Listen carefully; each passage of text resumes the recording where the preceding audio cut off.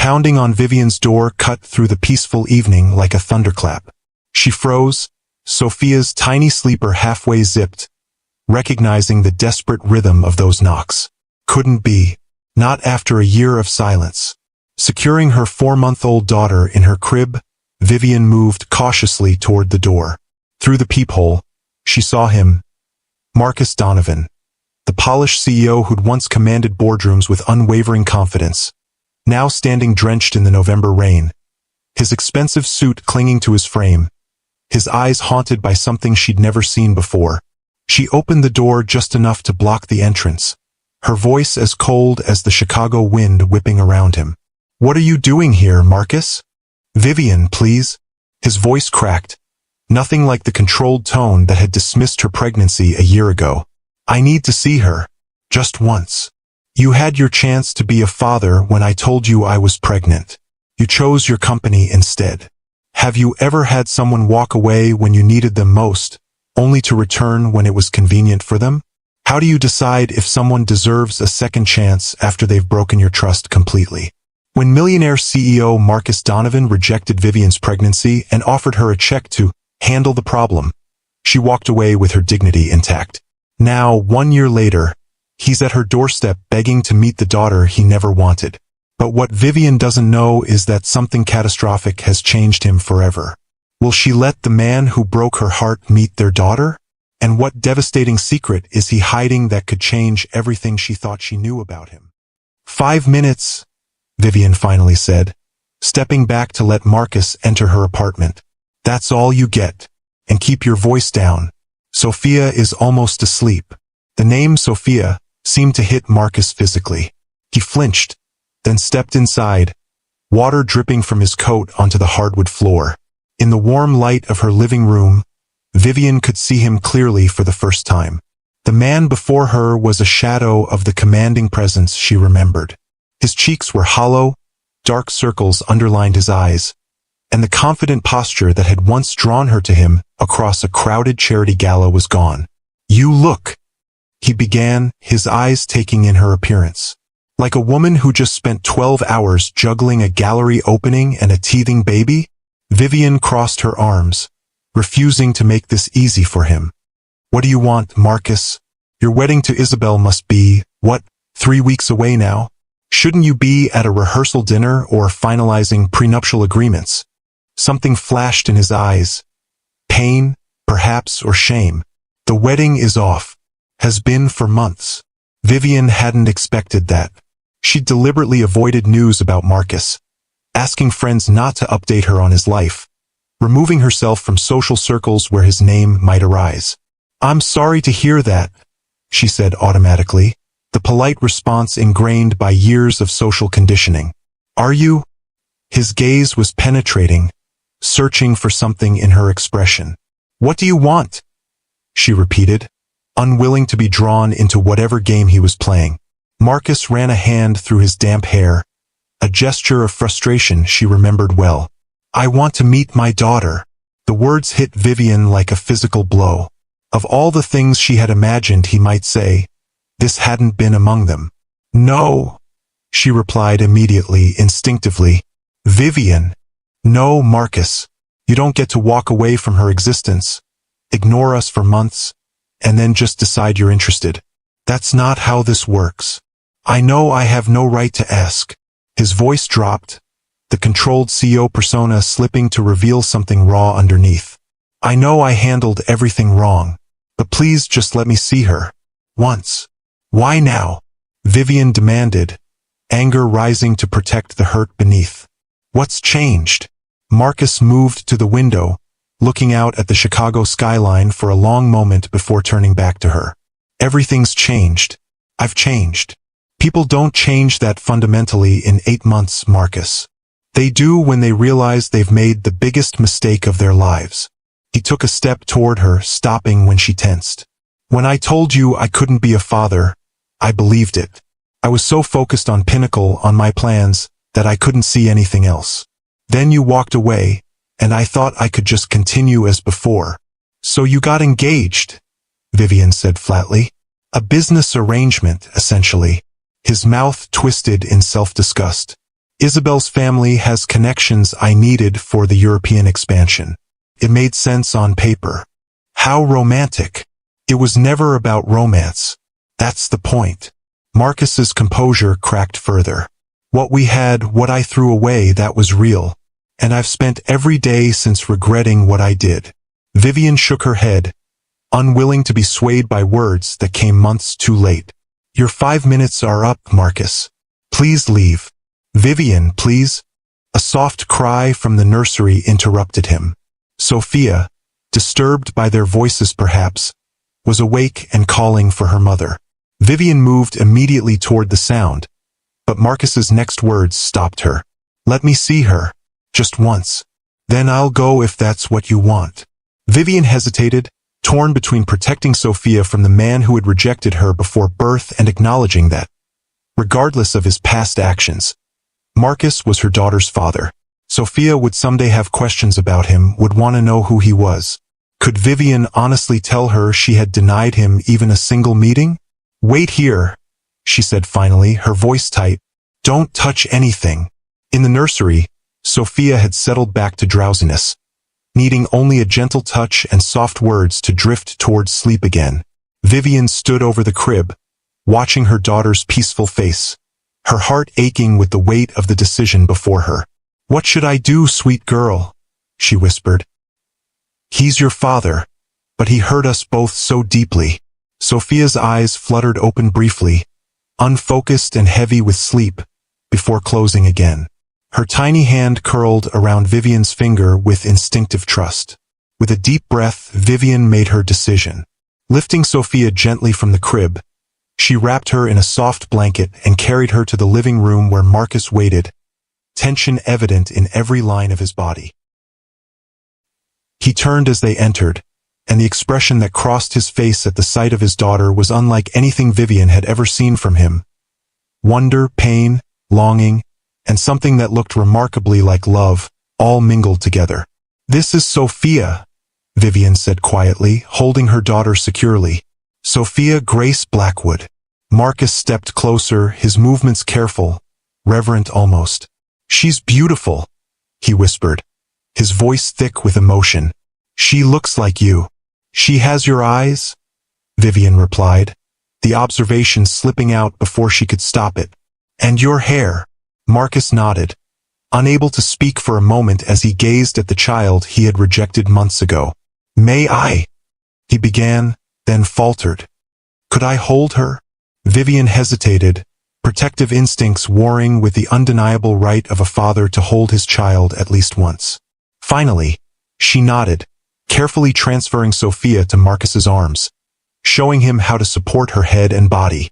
The moment Sophia settled against his chest, something shifted in Marcus's expression. A profound realization dawning, visible even to Vivian, who had learned long ago to guard herself against his emotional impact.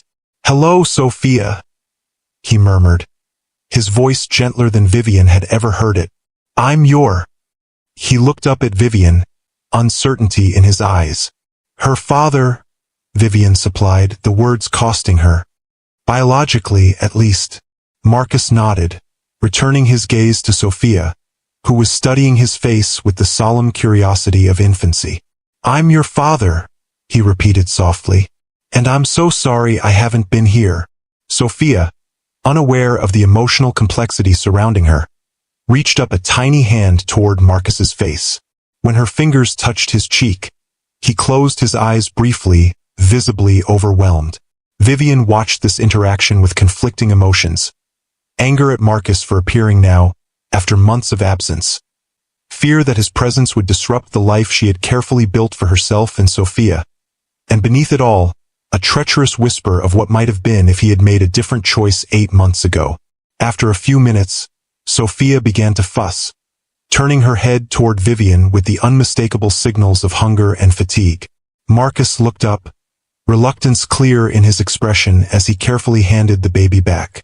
Thank you, he said simply, for letting me meet her. Vivian nodded, settling Sophia against her shoulder. You should go now. She needs to sleep and I need to feed her. Of course. Marcus moved toward the door but paused before opening it. Vivian, I know I have no right to ask for anything more than what you've already given me tonight. But I'd like to be part of her life, if you'll allow it. You rejected her existence, Marcus. You offered me a check to make us go away. I know. The shame in his voice was palpable. And I will regret that for the rest of my life. But please don't punish Sophia for my mistakes. She deserves to know her father. She deserves a father who wants her unconditionally, Vivian countered. Not one who sees her as an inconvenience to his 5-year plan. I was wrong. The admission seemed torn from somewhere deep inside him. So wrong that I don't have words adequate to express it.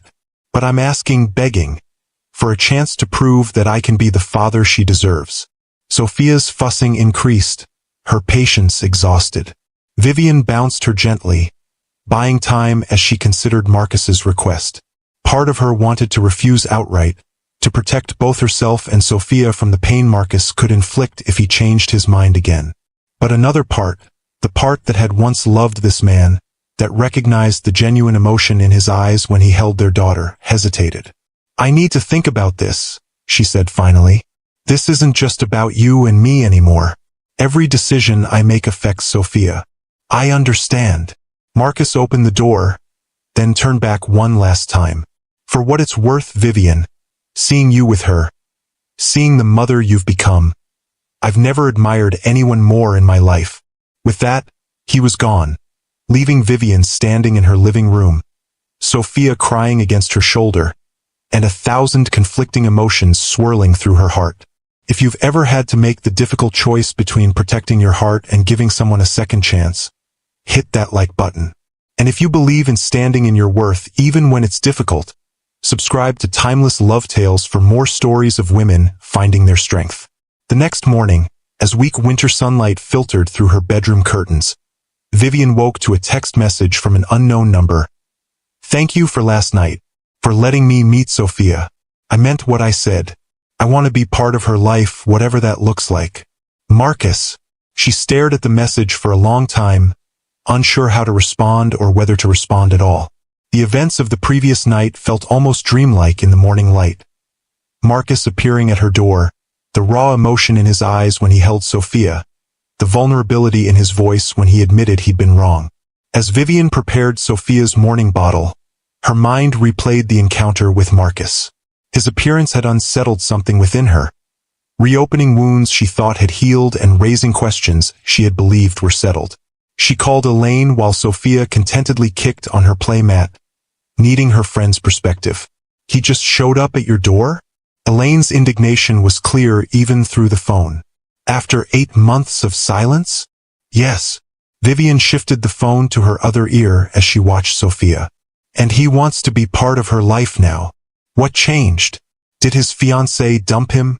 He says the engagement ended months ago, that it was a business arrangement that he realized was wrong. Vivian sighed. He seemed different, Elaine, genuinely affected by meeting Sophia. Of course he was affected. She's a beautiful, perfect baby. That doesn't mean he's suddenly father of the year material. Elaine's skepticism was evident. What are you thinking, Vivian? Are you considering letting him into your lives? I don't know. Vivian looked down at Sophia, who had grabbed her own toes and was examining them with fascination. Part of me wants to protect her from ever being hurt by him. But another part wonders if I have the right to keep her from knowing her father if he genuinely wants to be involved. You have every right after the way he treated you both, Elaine insisted. But I understand the dilemma. Just be careful, Vivian.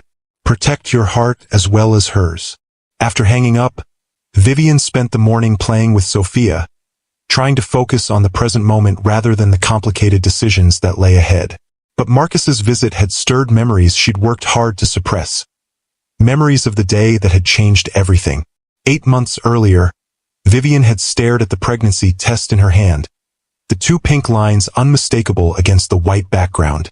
At 30, she had always imagined motherhood would be part of her journey. But not like this. Not unplanned and certainly not alone. She glanced around her elegant Chicago apartment, the morning sun streaming through floor-to-ceiling windows that overlooked Lake Michigan.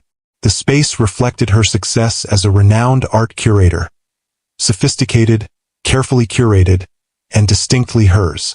Just like the life she'd built after walking away from corporate America 3 years ago to pursue her passion. Taking a deep breath, Vivian reached for her phone. There was only one call to make. "Marcus? It's me. We need to talk." 3 hours later, Vivian sat across from Marcus in his penthouse office, 60 floors above the city. Floor-to-ceiling windows framed the Chicago skyline, a testament to the empire he'd built from nothing. "You're certain?" His voice was measured, controlled, the same tone he used in board meetings when confronted with unexpected information. "Yes." Vivian met his gaze steadily. "I've taken 3 tests." Marcus stood, moving to the window. His reflection showed a man impeccably dressed in a tailored suit that emphasized his broad shoulders and athletic build. Success looked good on him, it always had. But now his expression was unreadable, his jaw tight. "This isn't part of my plan, Vivian." He didn't turn to face her. "I've built Pinnacle from the ground up. The next 2 years are critical for our expansion into European markets." "I understand that," she replied, her voice calm despite the tightening in her chest. "I'm not asking you to change your plans. A child changes everything." Now he turned, his dark eyes meeting hers. "You know that." "Yes, it does." Vivian straightened her shoulders. "And I've decided to have this baby, Marcus. I'm not here to ask your permission. I'm here because you deserve to know." Something flickered across his face. Surprise, perhaps, at her certainty. Marcus Donovan wasn't accustomed to people making life-altering decisions without his input. "I can't be a father, Vivian." His voice was firm, final. "Not now. Maybe not ever. My life, my company, they require my complete focus. I'm not asking you to be anything you don't want to be." She kept her voice steady, though each word cost her. "I'm simply informing you of my decision." Marcus moved to his desk, his movements deliberate as he opened a drawer and withdrew his checkbook. The gesture hit Vivian like a physical blow. "Don't." She stood abruptly. "Don't you dare. Be reasonable, Vivian." His tone was pragmatic, as if they were discussing a business transaction. "You'll need support. I'm prepared to provide it." "What I need," she said, gathering her purse, "is respect. Not a payoff. That's not what this is. Isn't it?" She moved toward the door, dignity intact despite the trembling in her hands. "You've made your position clear, Marcus. Now I'm making mine. I don't want your money. I don't need your reluctant involvement. What I wanted was for you to know about your child. Now you do." "Vivian, wait." For the first time, his composure slipped. "Let's discuss this rationally." "There's nothing more to discuss." She paused at the door. "You've rejected this pregnancy and by extension, me. I won't subject myself or my child to that kind of conditional acceptance." As the elevator doors closed behind her, Vivian finally allowed the tears to fall. She had known this might be his reaction. Marcus Donovan had built his reputation on calculated decisions and unwavering focus. Children had never featured in the future he described. Still, some foolish part of her had hoped. By the time she reached the lobby, Vivian had wiped away her tears and straightened her shoulders. She was 30 years old, financially secure, and surrounded by friends who were like family. She could do this alone. She would do this alone. The memory of that day still had the power to hurt, Vivian realized as she returned to the present. Sophia had fallen asleep on her play mat, one tiny fist curled against her cheek. Looking at her daughter now, Vivian couldn't imagine a world where she had made a different choice. Whatever pain Marcus had caused, Sophia was worth it all. Her phone chimed with another text from Marcus. "I know you need time. I respect that. But I want you to know I'm serious about being in Sophia's life. Whatever terms you set, I'll accept them." By afternoon, Vivian had made a decision. She would allow Marcus limited, supervised time with Sophia, not for his sake, but for her daughter's. She would establish clear boundaries and expectations, and at the first sign that he was not fully committed, she would end the arrangement. Sophia's emotional well-being had to come first. She was composing a message to this effect when her doorbell rang.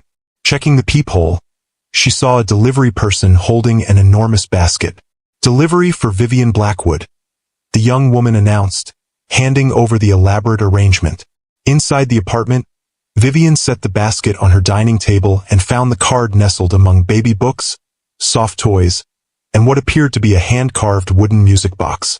For Sophia, to begin building the library and toy collection she deserves. The music box plays Debussy's Clair de Lune.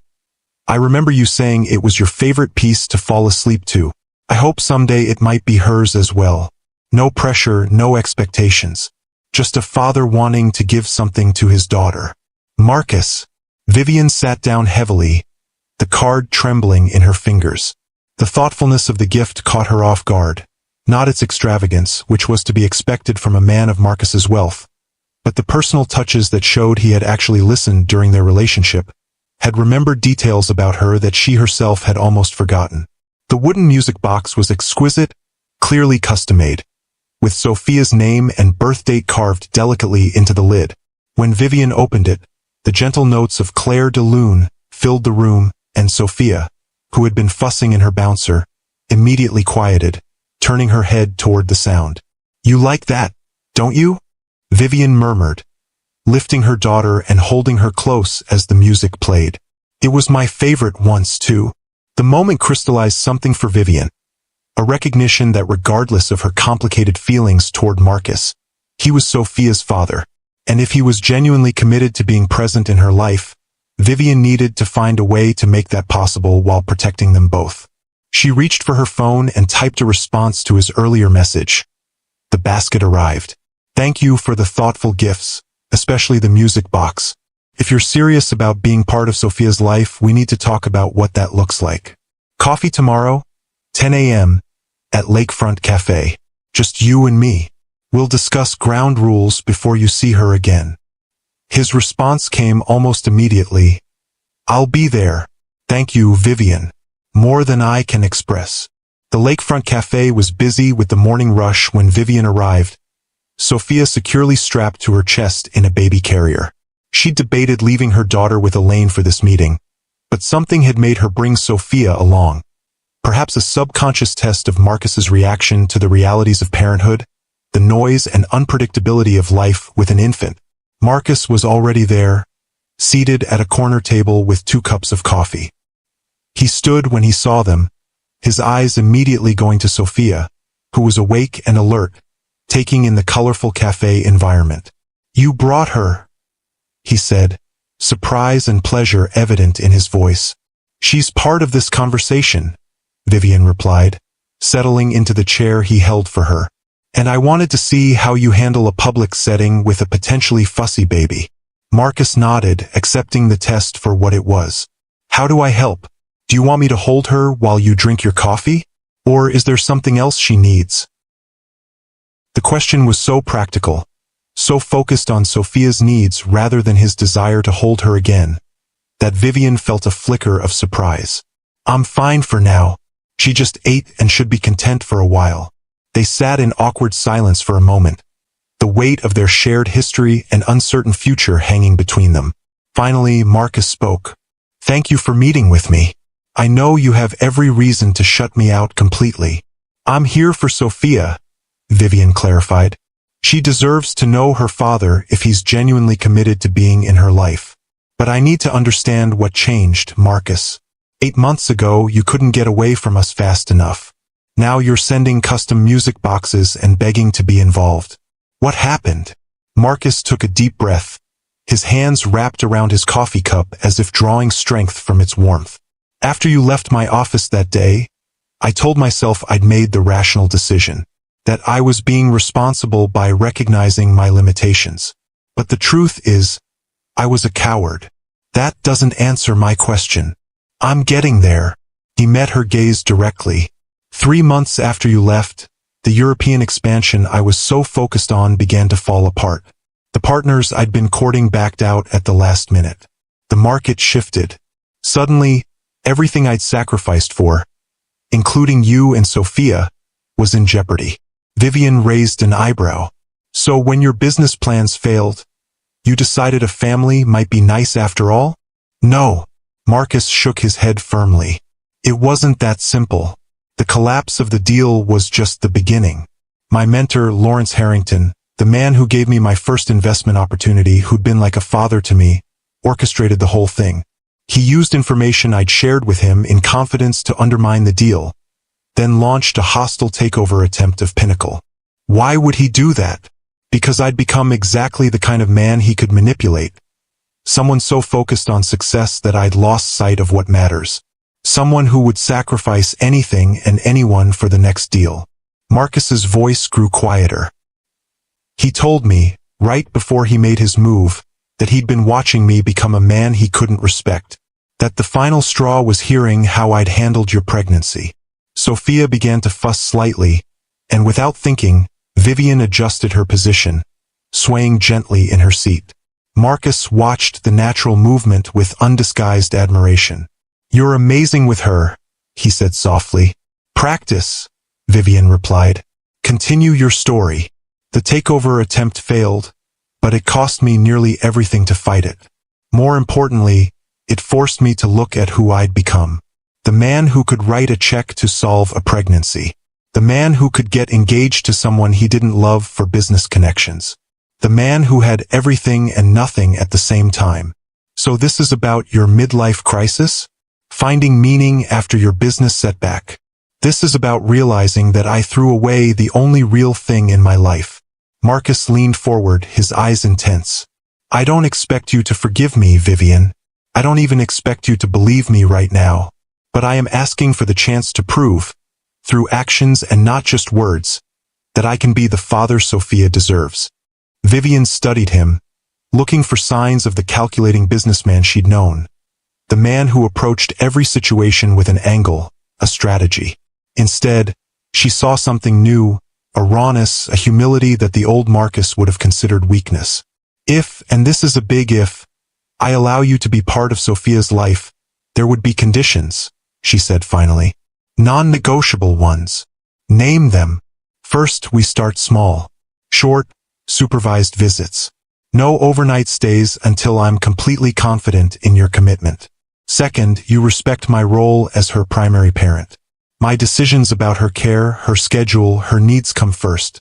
Third, no lavish gifts or attempts to buy her affection or mine."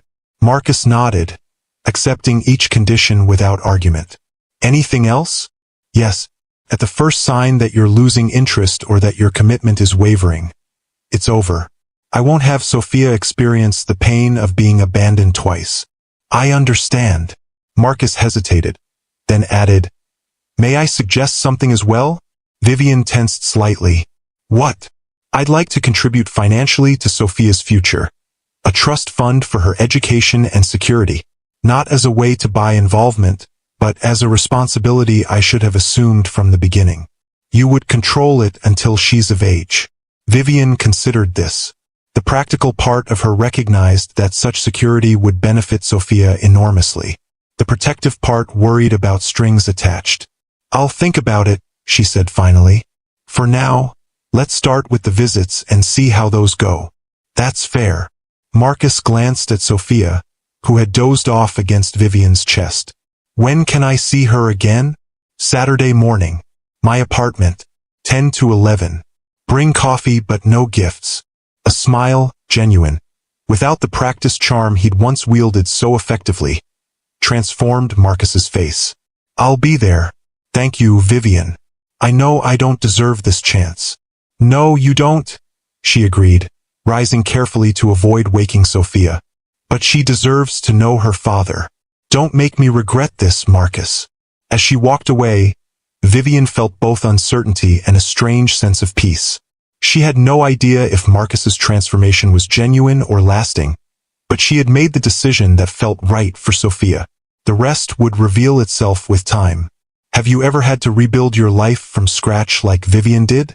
Share your story of resilience in the comments below. And if you know a strong woman who's raising a child on her own, tag her to let her know how much you admire her strength. The birth of Sophia had been Vivian's most profound experience. A moment when pain and joy, fear and triumph had merged into something transcendent. She had labored for 14 hours at Emory University Hospital in Atlanta, with Elaine by her side, coaching and encouraging her through each contraction.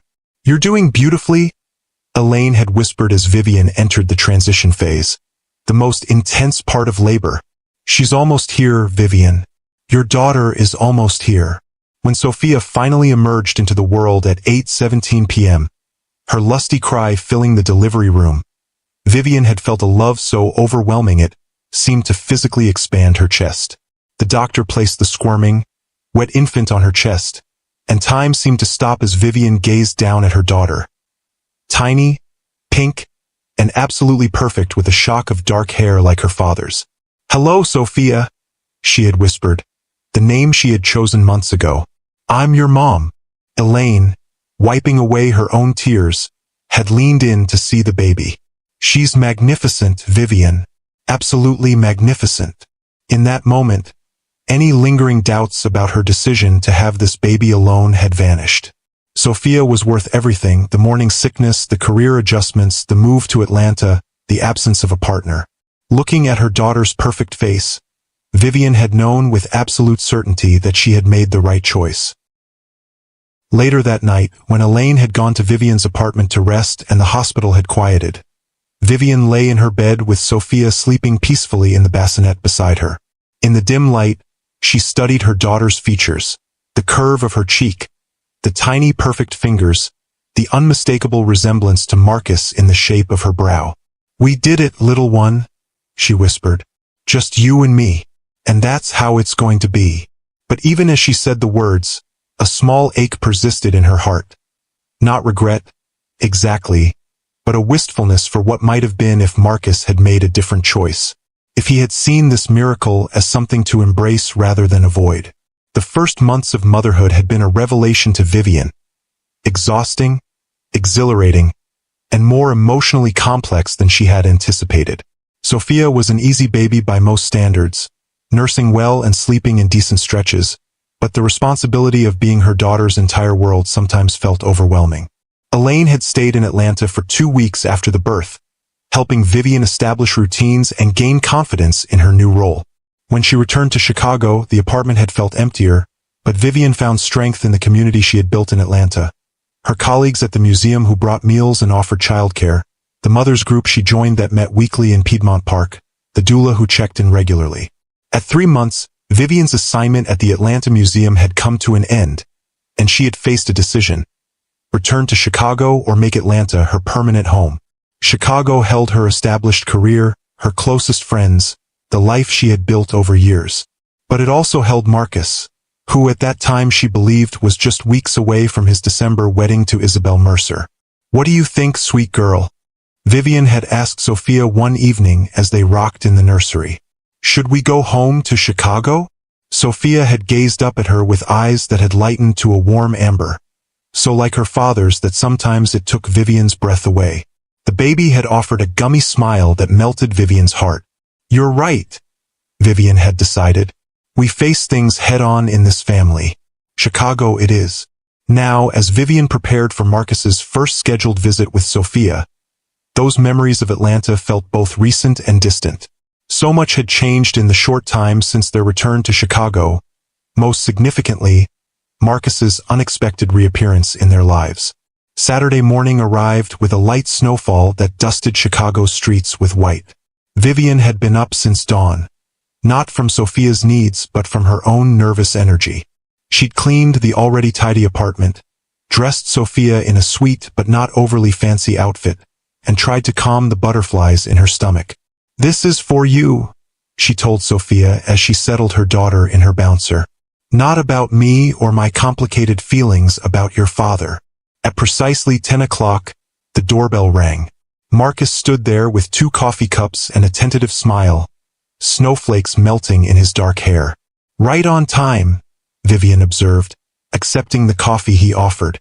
"I wouldn't waste a minute," he replied, following her into the apartment.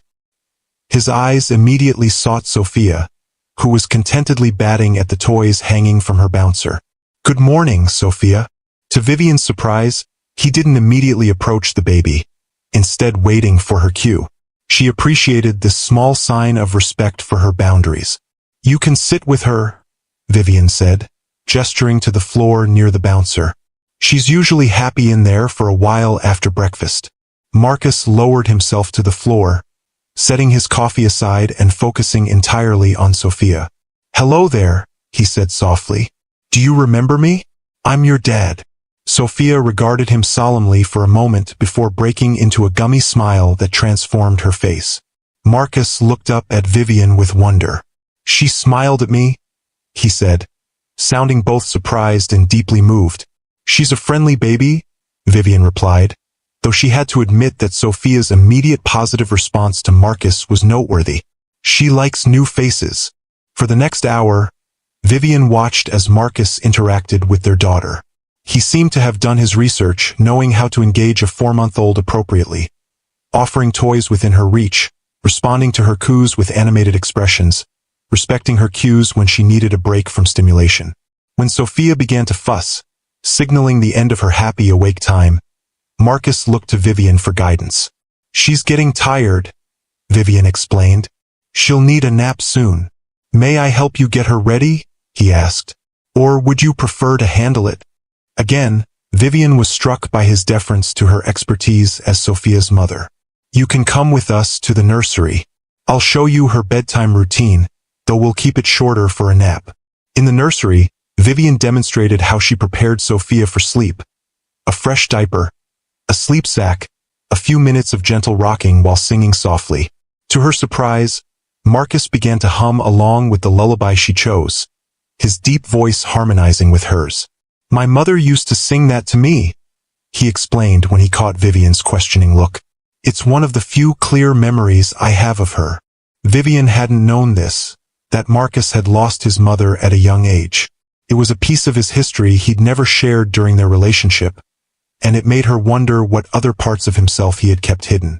Once Sophia was asleep in her crib, they retreated to the living room, the dynamic between them shifting now that their buffer was napping. "Thank you for today," Marcus said, his voice low to avoid disturbing Sophia through the baby monitor. Seeing her, being part of even this small moment of her life, it means everything. Vivian studied him, still searching for signs of the calculating man she'd known.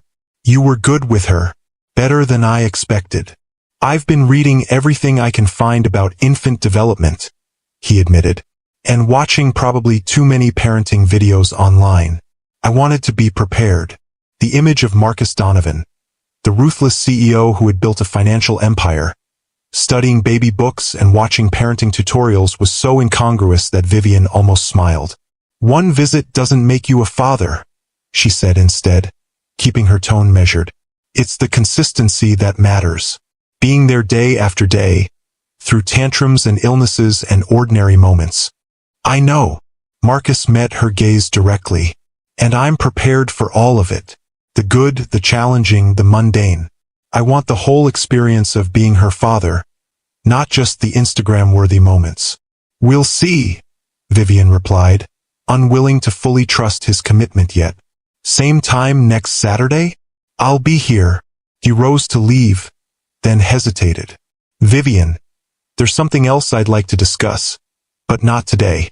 When you're ready, I'd like to tell you more about what happened with Pinnacle and why it changed me. Not as an excuse, but as an explanation." Vivian nodded, curious despite herself. "Maybe next time after Sophia's nap, we could talk while she plays." "I'd like that." Marcus moved toward the door, then turned back. "She's extraordinary, Vivian, just like her mother." After he left, Vivian sat alone in the quiet apartment, processing the morning. Marcus had been different, attentive, respectful, focused entirely on Sophia rather than on his own desires or agenda. It was as if the man who had coldly rejected her pregnancy had been replaced by someone new. But people didn't change so fundamentally without reason. What had really happened to transform Marcus Donovan from the man who had offered her a check to handle her pregnancy to the man who sat on her floor today, completely enchanted by their daughter's smile?